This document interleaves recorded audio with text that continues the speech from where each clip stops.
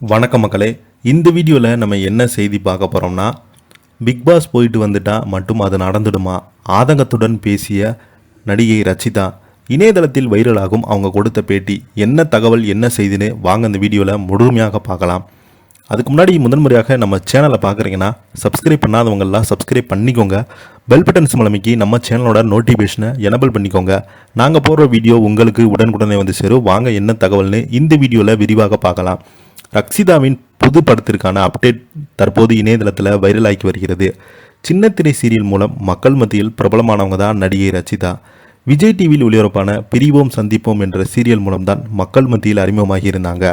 தொடர்ந்து இளவரசி, சரவணன் மீனாட்சி, நாச்சியார்புரம், நாம் இருவர் நமக்கிருவர் 2, இது சொல்ல மறந்த கதை போன்ற பல சீரியலில் நடிச்சிருக்காங்க.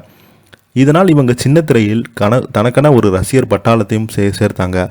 சீரியலில் மட்டுமல்லாமல் உப்பு கருவாடு, மெய்நிகரை, ஃபயர் போன்ற படங்களில் நடித்திருக்காங்க. சில கன்னட படங்களில் நடிச்சிருக்காங்க. இப்படி ஒரு நிலையில தான் ரக்ஷிதா பிக் பாஸ் நிகழ்ச்சியில் சீசன் 6 நிகழ்ச்சியில் கலந்து கொண்டிருந்தாங்க. இவங்க டைட்டில் வின்னர் ஆவாங்க என்று பலருமே எதிர்பார்த்தாங்க. ஆனால் அவங்க டைட்டிலை வெல்ல முடியலை.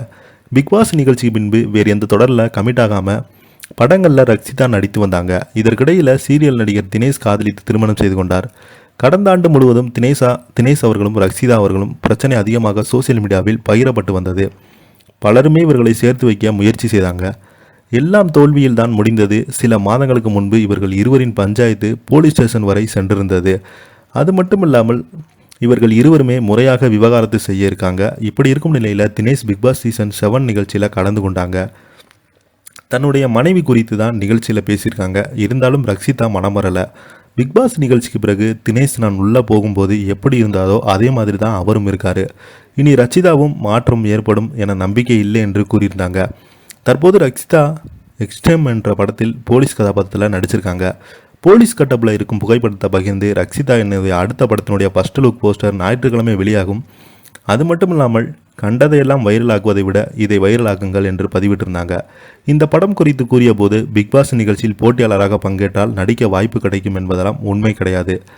நாம் தான் நமக்கான வாய்ப்பை உருவாக்கி கொள்ள வேண்டும் என்றும், பிக் பாஸ் தான் நம் திறமைகளை வெளிப்படுத்துவதற்கான ஒரு பெரிய தளம். அதில் நம் திறமைகளை பார்த்து மக்கள் நமக்கு ஒரு அங்கீகாரம் கொடுப்பாங்க. அதை பார்த்து இயக்குநர்கள் பட வாய்ப்பு வழங்குவார்கள். திறமை பார்த்து தான் வாய்ப்பு வரும். பிக் பாஸுக்கு போனாலே வாய்ப்பு கிடைக்கும் என்பதெல்லாம் உண்மை கிடையாது. அது முற்றிலும் தவறான ஒரு கருத்து.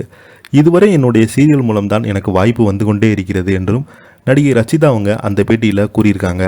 இப்போ பார்த்தீங்கன்னா ரச்சிதாவுடைய தந்தை இறந்து போன செய்தி ஒட்டுமொத்த ரசிகர்களையும் அதிர்ச்சி அடைந்துள்ளது.